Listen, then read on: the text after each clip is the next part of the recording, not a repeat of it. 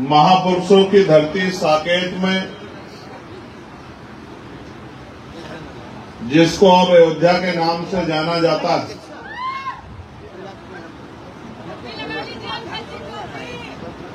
आज 16वें प्रभु जन सम्मेलन में मुझे मुख्य अतिथि के रूप में बुलाया गया है। मैं सर्वप्रथम इस साकेत नगरी को नमन करता हूं और यहां पहुंचे हमारे इस मंडल के सभी सम्मानित पदाधिकारियों को, कार्यकर्ताओं को, इस क्षेत्र के सभी प्रबुद्धजनों को बहुत बहुत धन्यवाद देता हूं और उनका आभार प्रकट करता हूं। सम्मानित साथियों, अपनी बात को शुरू करने से पहले मैं बहुजन समाज में जन्मे सभी संतों, गुरुओं और महान पुरुषों को नमन करता हूं। प्यारे साथियों, नमन करने के पीछे एकमात्र उद्देश्य यह है कि अगर वो महापुरुष ना होते तो हम लोग ना हो, और अगर होते भी तो आज ये जो सम्मान का जीवन हम लोगों को मिला है, तो ये सम्मान का जीवन भी हम लोगों को नहीं मिल पाता। हम पैदा तो हो जाते, पृथ्वी पर तो होते, लेकिन कीड़े मकोड़ों की तरह, जानवरों की तरह जुल्म, जाति, अन्याय, अत्याचार और झूठन पर जिंदा होते। अगर उन महापुरुषों ने अपने जीवन संघर्ष से और तमाम तरह के यातनाएं, आरोप, अपमान सहकर अगर इस आंदोलन को आगे नहीं बढ़ाया होता, तो मैं औरों से ज्यादा अपनी तरफ देखता हूं। अगर उनका प्रयास ना रहा होता तो आज एक प्राइमरी स्कूल के मास्टर का बेटा लोकसभा का सदस्य नहीं होता, भारत की सबसे बड़ी पंचायत का सदस्य नहीं होता। प्यारे साथियों, महामानव तथागत बुद्ध से लेके जगत गुरु सदगुरु रविदास जी महाराज, गुरु नानक देव, महर्षि वाल्मीकि जी, गुरु कबीर जी,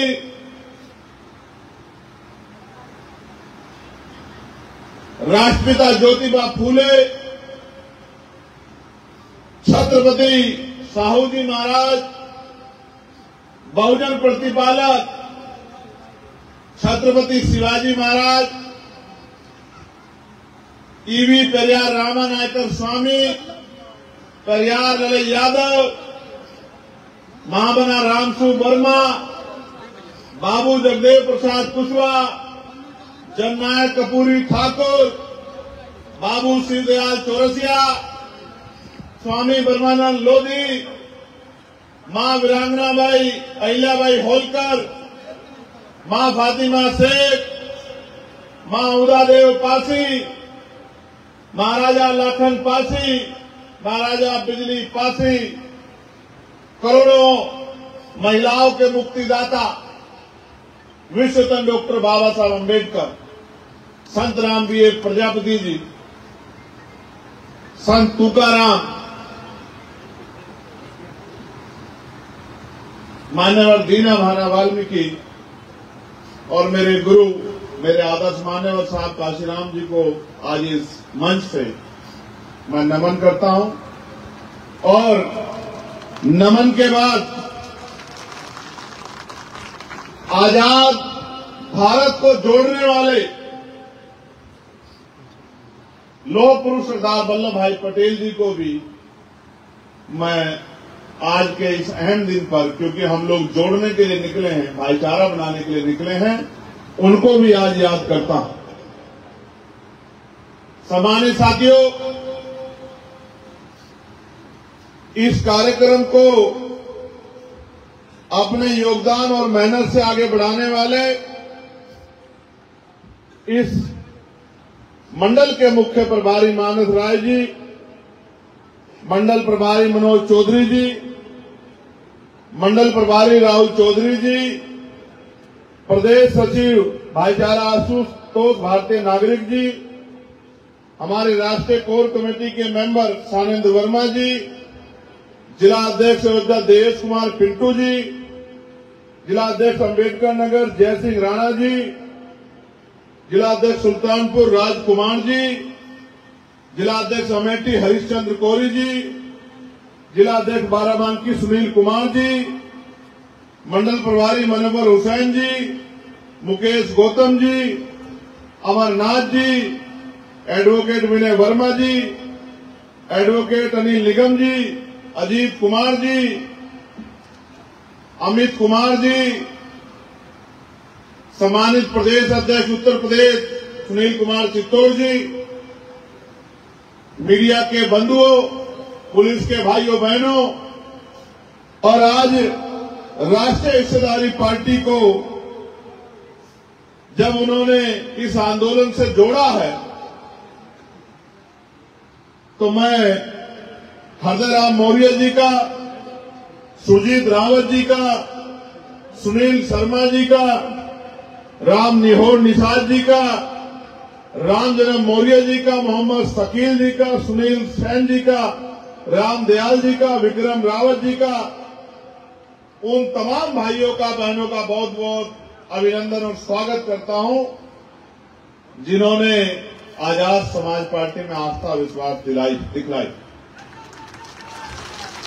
और प्यारे साथियों, हालांकि ये हमारे पार्टी के कॉन्स्टिट्यूशन में है, जो कॉन्स्टिट्यूशन हमने जमा किया है ये उस कॉन्स्टिट्यूशन में है। आप देख सकते हैं कि हमने बहुजन समाज के हर वर्ग की भागीदारी सुनिश्चित की है।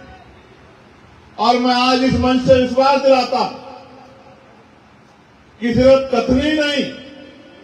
करनी के तौर पर भी हम पिछड़े और अति पिछड़े समाज को, अपने भाइयों को, अपने परिवार के साथियों को लगभग 50% आगामी विधानसभा चुनाव में हिस्सेदारी देने का काम करेंगे। इस बात का मैं आपको विश्वास दिलाता हूं। पाल समाज को, प्रजापति समाज को, कश्यप समाज को, मौर्य समाज को, साक्य कुशवाहा समाज को, सैन विश्वकर्मा समाज को, नुनिया चौहान, राजभर निषाद और अन्य सभी पिछड़े वर्ग के, उपेक्षित वर्ग के भाइयों को हम लोग मेहनत करके संगठन से हिस्सेदारी देके विधानसभा भेजने के लिए दिन रात संघर्ष करेंगे कि वो जाकर विधानसभा में ऐसी नीतियां बनवाने का काम करे कि हाशिए पर बैठे हर एक व्यक्ति को मुख्य धारा में जुड़ने का अवसर मिले और समता मूलक समाज बने और आने वाला जो समय है वो मानवतावादी राज का हो। प्यारे साथियों, आज श्रद्धेय रामेश्वर पवन जी की किताब बहुजन प्रतिपालक छत्रपति शिवाजी महाराज का, उस पुस्तक का विमोचन करने का भी अवसर प्राप्त हुआ। साथ साथ प्यारे भाई निषाद जी ने, जो दिव्यांग है और व्हील चेयर पे आए हैं, ये फूलन देवी संजीव जीवनी के रूप में एक ऐतिहासिक संघर्ष को भी मुझ तक पहुंचाने का काम किया। हालांकि मैं तो हमेशा ही इनके संघर्ष को जनता के सामने रखता रहता। प्यारे साथियों, जब मैं ये पुस्तक देख रहा था तो मैं उस समय को भी याद कर रहा था कि जब लेखनी कुछ खास लोगों के हाथ में थी। जब लेखनी कुछ खास हाथों में थी तो लिखा क्या जाता होगा, इस बात को भी आप समझिए। अगर ना होता भारत का संविधान तो आपके हाथों तक ये कलम नहीं पहुंचती, और अगर ये कलम नहीं आती तो ना चंबल के भीड़ों से संसद तक ये किताब मेरे हाथ में आती और ना ही श्रद्धेय रामेश्वर पवन जी की लिखी ये किताब मेरे हाथ में आती। मैं संविधान निर्माताओं को और उनमें भी 22 घंटे जागकर भारतीय संविधान को लिखने वाले उसके निर्माता डॉक्टर बाबा साहब अम्बेडकर को पुनः हृदय की गहराइयों से धन्यवाद देता हूं। अगर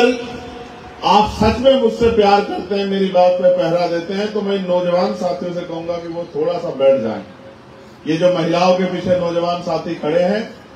और ये जो बिल्कुल सामने साथी खड़े हैं, इनसे मेरा आग्रह है कि अगर उनको कहीं जगह मिलती हो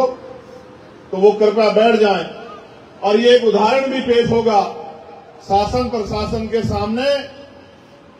कि भाई हमारे कार्यकर्ता कितने अनुशासित हैं और वो हमारी एक आवाज पे किस तरह पहरा देने का काम करते हैं। और ये एहसास भी उन तक जाएगा, सत्ता में बैठे सत्ताधीशों से, मठाधीशों से, कि आने वाले कल में जो कार्यकर्ता ना आंधी देखता, ना तूफान देखता, ना दिन देखता, ना रात देखता, ना साधन संसाधन देखता, ना अपना भूखा पेट देखता, और जिस तरह से लगातार वो मेहनत कर रहा है उसकी मेहनत जाया नहीं जाएगी और उत्तर प्रदेश में आने वाला समय आजाद समाज पार्टी काशीराम का होगा, इस बात का एहसास भी उनको हो जाए। साथ साथ इस बात के एहसास के साथ साथ इसका टेलर वो त्रिस्तरीय पंचायत चुनाव में भी उनको देखने को मिलेगा। जब ग्रामीण सरकार बनेगी, प्रधान बनेगा, क्षेत्र पंचायत सदस्य बनेगा, जिला पंचायत सदस्य बनेगा, प्रमुख और जिला पंचायत अध्यक्ष बनाने के लिए तो सत्ता से टकराव करना पड़ेगा। उसमें भी आप जानते हैं कि भीम आर्मी आजाद समाज पार्टी का झंडा डंडा दोनों बहुत मजबूत है, इस बात को भी बिल्कुल छुपा नहीं सकता। प्यारे साथियों, कुछ लोगों ने यहां अभी प्रेस कॉन्फ्रेंस की और कहा, इससे पहले भी कुंभ के समय उन्होंने कहा था कि हम चंद्रशेखर आजाद का पिंडदान कर रहे हैं। अब उन्होंने कहा कि हम लोग उसको अयोध्या में घुसने नहीं देंगे। मैं ऐसे बागड़ बिल्लों से और जो मैं एक वकील हूं और भारतीय संविधान के अनुरूप सभी धर्मों का सम्मान करता हूं और मैं मानता हूं कि धर्म आदमी का व्यक्तिगत अधिकार है। भारत का संविधान आजादी देता है, वो किसी भी धर्म में आस्था रखे, किसी धर्म को माने, किसी धर्म के साथ खड़ा हो, ये व्यक्ति का व्यक्तिगत अधिकार है। और अगर कहीं कोई खामी होगी तो आलोचना भी सहनी पड़ेगी, क्योंकि मैं इसका भी उदाहरण दूंगा आलोचना का आपको। लेकिन पहले मैं उन धर्म के दुकानदारों से, उन ठेकेदारों से कहना चाहता हूं कि एक बार हमारा इतिहास पता करके देख लेना। नहीं पता हो तो अखबार और किताबें और यूट्यूब और मीडिया उठा के देख लेना। हम संवैधानिक हैं और संविधान के आधार पर बात रखते हैं, संविधान के आधार पर काम करते हैं। लेकिन साथ साथ मैं ये भी बता देना चाहता हूं कि हम महाराजा बिजली पासी, महाराजा लाखन पासी, मां उदयदेव पासी, जिन्होंने 36 अंग्रेजों के छक्के छुड़ा दिए थे, हम उनके वंशज भी हैं, इस बात को आप याद रखना। ऐसे उन्होंने अंग्रेजों के छक्के छुड़ाए थे। मैं अंग्रेजों के चाटुकारों को सावधान कर रहा हूं कि सतर्क रहें, सीमा ना लांगे, वरना परिणाम अच्छे नहीं होंगे। आप अपनी बात को रखो और हम अपनी बात को रखें। हम सब